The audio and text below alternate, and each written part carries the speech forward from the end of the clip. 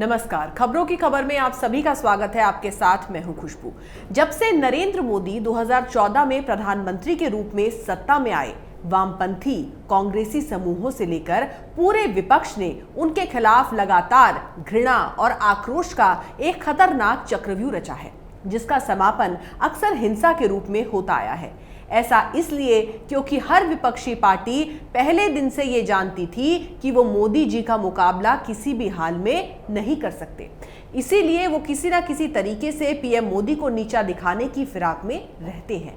इसी कड़ी में ताजा घटनाक्रम तथा कथित किसानों के विरोध के रूप में जारी है, जो केंद्र सरकार द्वारा 3 कानूनों को पारित करने के बाद भड़क गया था, या फिर यूं कहें कि सुनियोजित रूप से भड़काया गया था। वैसे तीनों कृषि कानूनों की सच्चाई यही है कि वास्तव में ये कानून किसानों को लाभान्वित करेंगे और उन्हें बिचौलियों की घातक जकड़ से मुक्त करेंगे। किसान आंदोलन में विरोध के नाम पर कांग्रेस कम्युनिस्ट संगठनों और दलों, खालिस्तानियों और यहां तक कि भारत के आंतरिक मामलों में हस्तक्षेप कर यहां के आम लोगों को भड़काने में लगे असामाजिक तत्वों की भी जबरदस्त भागीदारी देखने को मिल रही थी। सबसे लंबे समय तक इस आंदोलन को देश के अन्नदाताओं द्वारा जारी विरोध प्रदर्शनों का दावा करते हुए इसे ऑर्गेनिक और गैर राजनीतिक बताने की कोशिश भी लिबरल्स की दूरगामी विध्वंसक योजना का हिस्सा ही है, जिसका पता पहले भी कई बार मिल चुका है। अब जब किसानों के विरोध प्रदर्शन के लगभग 4 महीने बीत चुके हैं, यहां तक कि गणतंत्र दिवस की अराजक हिंसा को भी 1 महीना गुजर चुका है, तब ये प्रायोजित आंदोलन अपने पुराने ढकोसलों से बाहर आता हुआ नजर आ रहा है। आंदोलनजीवी प्रदर्शनकारी योगेंद्र यादव, जो संभवतः हर आंदोलन में इच्छाधारी प्रदर्शनकारी नेता के रूप में अलग अलग किरदार में मौजूद रहते हैं, ने ये खुलकर स्वीकार कर लिया है कि किसानों का ये विरोध वास्तव में राजनीतिक है।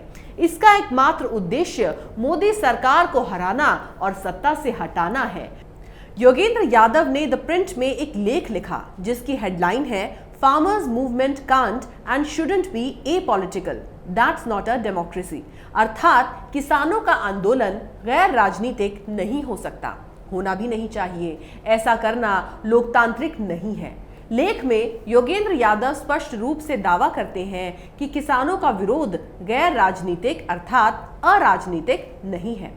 वो इसी लेख में आगे ये भी दावा करते हैं कि इसे गैर राजनीतिक होना भी नहीं चाहिए और इसका गैर राजनीतिक होना लोकतंत्र के मूल सिद्धांत के खिलाफ है।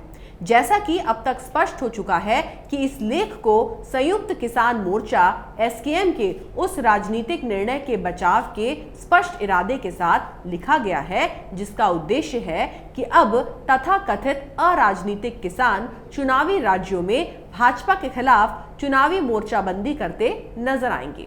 तथाकथित देश के अन्नदाता चुनावी राज्यों में वोट बैंक की राजनीति करते नजर आएंगे। इसका मतलब और उद्देश्य जो भी है, वो आपको साफ नजर आ रहा होगा कि अब ये किसकी भूमिका बनाने की कोशिश हो रही है। योगेंद्र यादव ने संयुक्त किसान मोर्चा एसकेएम के फैसले की बात करते हुए लेख में कहा कि चुनावी राज्यों में जाकर बीजेपी के खिलाफ हमें प्रचार करना चाहिए।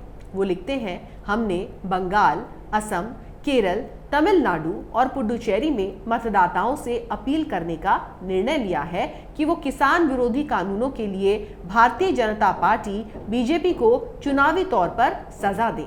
बीजेपी द्वारा आंदोलन को दबाने के लिए अपने राज्य मशीनरी का उपयोग कर आंदोलन को खत्म करने या उसका अपराधीकरण करने और भाजपा के अतिरंजित अहंकार के लिए उसे दंडित करे।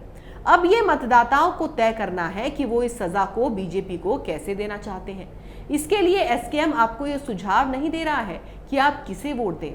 अनिवार्य रूप से यहाँ आंदोलनजीवी योगेंद्र यादव ये बचाव करते हुए कहने की कोशिश कर रहे हैं कि किसानों का राजनीतिकरण केवल सही उद्देश्य के लिए किया जा रहा है। इस बात के लिए पूरे आंदोलन को बदनाम नहीं किया जाना चाहिए। वो केवल बीजेपी को हराना चाहते हैं, बाकी उनकी कोई जिम्मेदारी नहीं है कि कौन जीतता है। यहाँ तक कि अब्बास सिद्दीकी के बंगाल जीतने पर भी वो खुश हैं। उनका दावा है कि जब तक मोदी और भाजपा को अनिवार्य रूप से सत्ता से बाहर रखा जाता है, तब तक ही सही मायने में लोकतंत्र है। वो कहते हैं कि राजनेता किस कदर राजनीति को एक गंदा शब्द बना रहे हैं, ये मांग करके कि किसानों को अराजनीतिक होना चाहिए। इच्छाधारी आंदोलनकारी योगेंद्र यादव कहते हैं कि किसान स्वयं अपने संगठनों को अराजनीतिक कहकर अपना नुकसान कर रहे हैं। वो आगे स्वीकार करते हैं कि अधिकांश किसान संगठन किसी न किसी राजनीतिक दल से जुड़े हैं और ये संयुक्त किसान मोर्चा एसकेएम के लिए भी उतना ही सत्य है, जिसमें स्वयं के भीतर कई ऐसे संगठन संयुक्त हैं जो विभिन्न राजनीतिक दलों से संबद्ध हैं। यहाँ ये जानना भी दिलचस्प है कि वो जो साफ साफ उल्लेख करने से बच रहे हैं, ये भी हो सकता है कि वो ये मानकर चल रहे हो कि हर कोई उनके बारे में जानता होगा, क्योंकि वो खुद एसकेएम की समन्वय समिति के एक सदस्य हैं।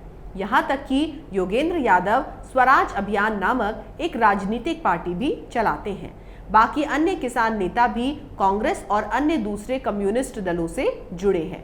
इसके अलावा एसकेएम द्वारा बनाए गए कानूनी सेल में भी 4 सदस्य हैं: कॉलिन गोंसाल्विस, दुष्यंत दवे, प्रशांत भूषण और एचएस फुल्का। ये लोग कौन हैं? कोई पूछ सकता है। प्रशांत भूषण एक कुख्यात वकील हैं जो आप के संस्थापकों में से एक थे। एचएस फुल्का खुद आप नेता हैं जिन्होंने हाल ही में पद छोड़ दिया है। दुष्यंत दवे खुद कई प्रसिद्ध मामलों के वकील रहे हैं। उनमें से एक राम जन्मभूमि पर हिंदू अधिकारों के खिलाफ लड़ने का मामला भी है और कॉलिन गोंसाल्विस एचआरएलएन के संस्थापक हैं, जिन्होंने सुप्रीम कोर्ट में पेश होकर जामिया में पुलिस कार्रवाई की न्यायिक जांच की मांग की थी। यहाँ ये जान लेना भी महत्वपूर्ण है कि एचआरएलएन को George Soros open society institute से भी भारी मात्रा में धन प्राप्त होता है। यही पीयूसीएल और एचआरएलएन की संयुक्त जोड़ी अक्षय पात्र पर सिविल सोसाइटी अटैक के नाम पर हमले में भी शामिल था। अब आखिर बचता ही क्या है? बीक्यू के राकेश टिकैत, जिन्होंने खुद रालोद के टिकट पर चुनाव लड़ा लेकिन अभी आराम से अराजनीतिक किसान नेता बने हुए हैं।